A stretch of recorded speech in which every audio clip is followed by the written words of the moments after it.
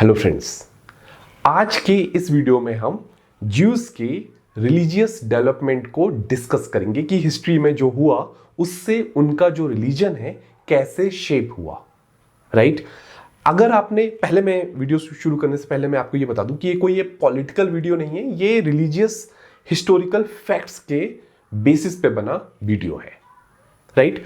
अगर आप कोई भी रिलीजन ले लो, कोई भी कंट्री ले लो, कोई भी इवेंट ले लो, करंट इवेंट, उसके पीछे कुछ ना कुछ हिस्ट्री होती है। और अगर आपने वो हिस्ट्री को देखा तब आपको समझ में आएगा कि वो कोई भी इवेंट है वो ऐसा क्यों हुआ या उसने ऐसा शेप क्यों लिया।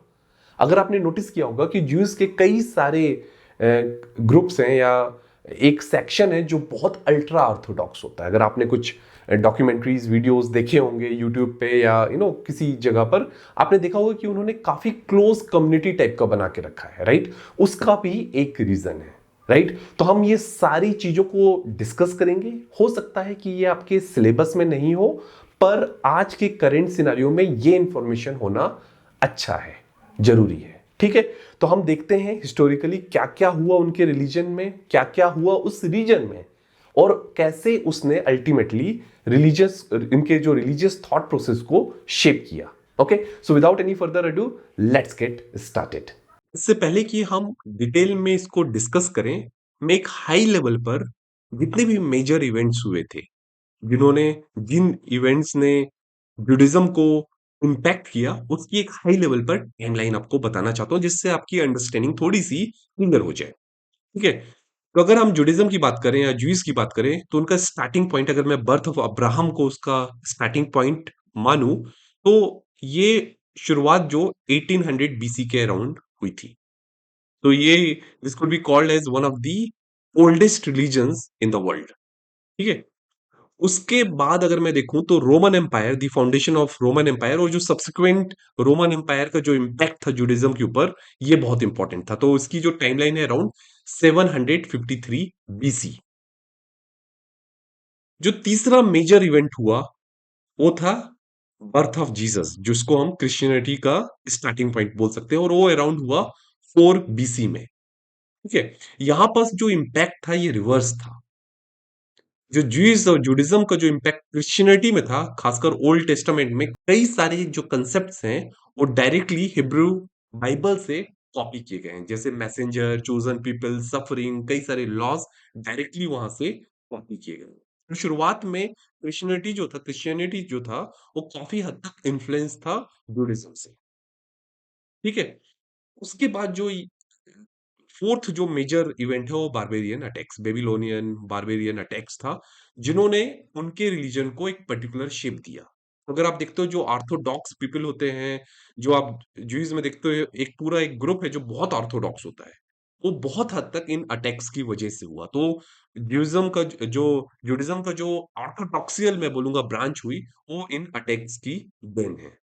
ठीक है। तो ये भी हम देखेंगे, ये अराउंड 4 एडी हुए।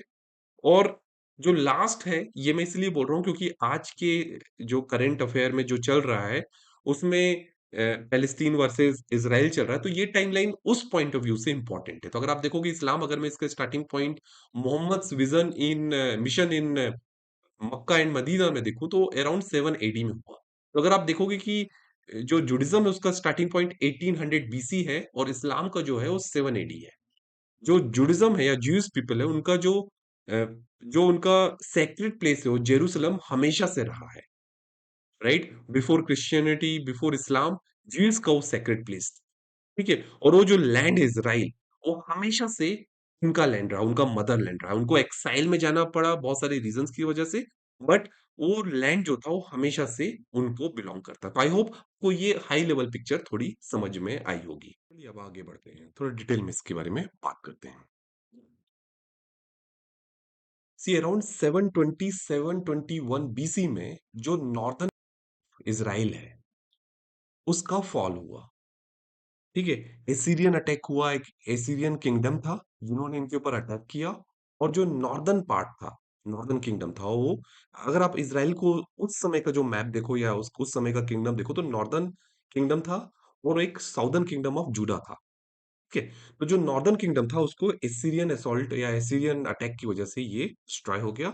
और कुछ सालों बाद साउदर्न किंगडम तो बच गया था एसीरियन अटैक से, लेकिन 606 बीसी के अराउंड जो बेबीलोनियन अटैक्स हुए उससे जो साउदर्न किंगडम है उसका भी फॉल हुआ। तो वहां उनका एक लीडर था या किंग था, नेबुचडनेस्सर।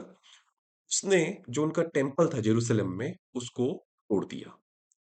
ये जो टाइम था ये बहुत डिफिकल्ट टाइम था ज्यूइस के लिए, क्योंकि उनके जो ट्राइब्स थे, बहुत सारी जो ट्राइब्स में वो बटे थे, वो डिस्पर्स हो गए डिफरेंट लैंड्स में। कुछ सीरियन किंगडम में चले गए, कुछ साउदर्न मेसोपोटामिया में चले गए। तो ऐसा बहुत डिस्पर्जन हुआ, और ये जो टाइम था उन्होंने काफी यूज किया अपनी इनर जर्नी के लिए, अपने रिलीजन में डीप जाने के लिए। ट्रांसफॉर्मेशन, रिलीजियस ट्रांसफॉर्मेशन बहुत सारे हुए, और वो कुछ हद तक बहुत ऑर्थोडॉक्स हो गए, क्योंकि उनको लगा कि ये टाइम है अपने रिलीजन को सेव करने के लिए। वो बहुत डीप चले गए अपने रिलीजन में। ठीक है, तो जैसा कि मैंने आपको बताया कि जब वो एक्साइल में थे तो उनके रिलीजन में काफी सारे ट्रांसफॉर्मेशंस हुए, क्योंकि उनका जो टेम्पल था जेरूसलम में वो डिस्ट्रॉय हो गया था। तो उनके पास कोई ऑप्शन नहीं था बजाय इसके कि अपने स्क्रिप्चर्स को स्ट्रॉन्ग करें।